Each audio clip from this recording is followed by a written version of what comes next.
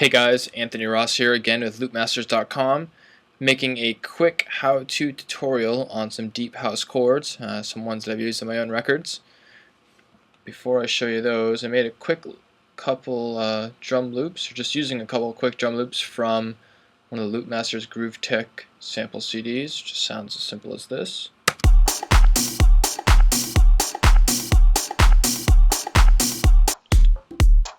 Just a kick loop. Big open hat and a vocal.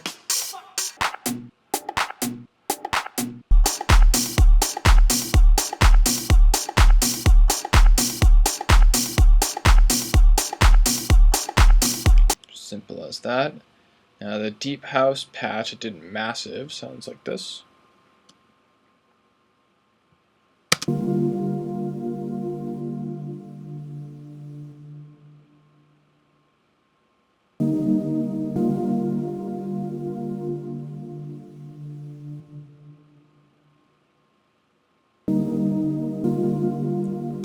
And then I just have the little offbeat bass. That's a sine wave and massive down here. Sounds like this. Don't have sidechain on anything right now, and totally up to preference right now. There seems to be a bit of a backlash against using sidechain, especially for heavy pumping. If you're just using it for mixing, that's fine. For the deep house stuff, you don't hear a ton of it pumping. You just hear most of it on the offbeats, or really kind of reverbed and delayed out. So the Deephouse chord is just a patch I made. Should probably save this before everything crashes on me. All I did was, for the first oscillator, I went to classic, which is under the analog electric section down here. I detuned it just a bit. You don't always want everything perfect in pitch, just sounds a little bit too robotic. Put a second oscillator in disto, which is just right under classic and analog electric, and detuned it the other way just a tad again. They're both just going to filter 1, which is the DAF filter. It has its own character to it. You could play with different filter types. I thought DAF and Scream sounded the best. I thought the other low passes weren't giving it enough color. I pushed the resonance up a bit. Simple as that. There's absolutely nothing else going on in the voicing or anywhere else.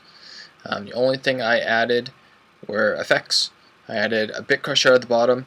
A lot of the old Deephouse records are based off samples, vinyl samples, or old 70s, 80s recordings.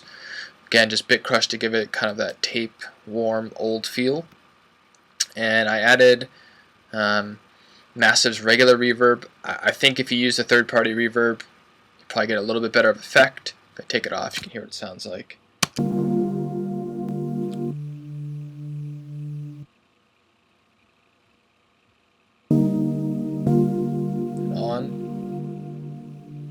Obviously reverb is much needed for a sound like this. I'll show you the bit crusher too, so you can kind of hear what it does. Sounds very clean.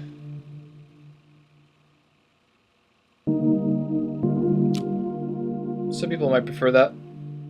If I add the bit crusher, sounds like I just recorded a vinyl, huh? Okay, and then I just added a chorus again to give it a little bit more space, a little bit more width. The notes are pretty important. A lot of the chords people used to sample were from R&B records, disco records, which are usually pretty complex in the chords. They're not always just simple triads. We have just a G minor 7th here with an inversion on it. I have the 5th down in the bottom. And then here I have an E flat minor 7th. With the 7th down at the bottom, and I just played with this until it sounded right. As far as the inversions go, there's no right or wrong. You just need to play with it. So the other thing I was going to show you guys was, that's one way to do it, to program in a synth. The other thing is, once you have the sound down, would be to record it. Oops, an audio channel. To be recording it down. And let me show you what that would sound like. Again, I just chose resampling. Basically what resampling does, it's an input that allows you to record anything that goes through the master. And right now on the master I just have a limiter, so there are no peaks, no clipping. Let me record this down.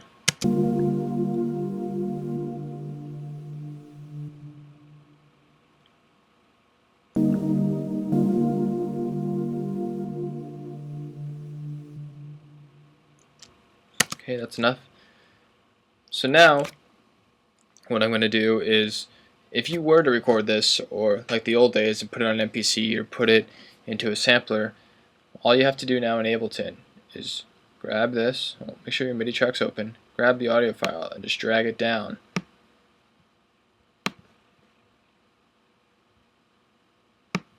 Oops. There we go. And it'll load it right into Simpler for you. I'm going to mute the recording and the original synth.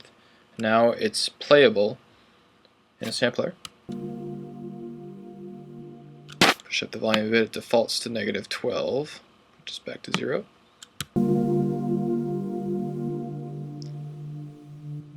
And now what you have the capability to do, let's make a new MIDI file for our sampler. Now it's going to default to C3, that's fine. I'm not so concerned with that right now. But if we go like this,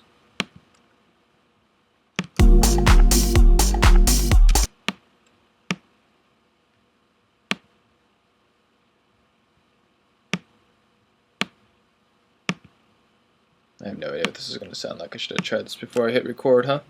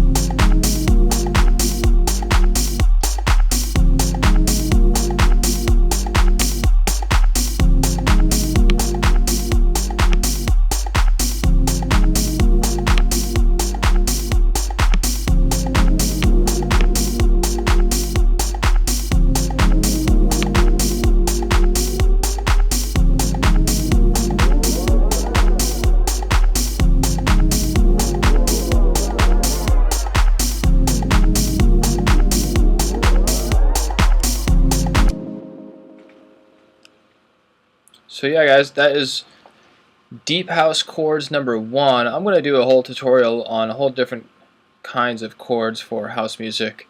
Something I personally have spent a ton of time on, from sampling to recreating them like this, to bouncing them into audio, to putting into Simpler later. You can see how many different kinds of chord types you can make with that. Now putting it into samplers or Simpler or whatever you're using, Contact, it definitely has a unique tone to it by pitching it down, different than if you were to put the notes differently in here. And that's one thing you need to take a listen for. If your chords that you're trying to emulate or trying to make don't always sound perfect as a keyboard player would play them, there's chances are it could be sampled down, and that's something to play around with. So again guys, Anthony Ross, check me out at soundcloud.com/Anthony Ross, and look back for more of these videos on loopmasters.com. Talk to you guys soon.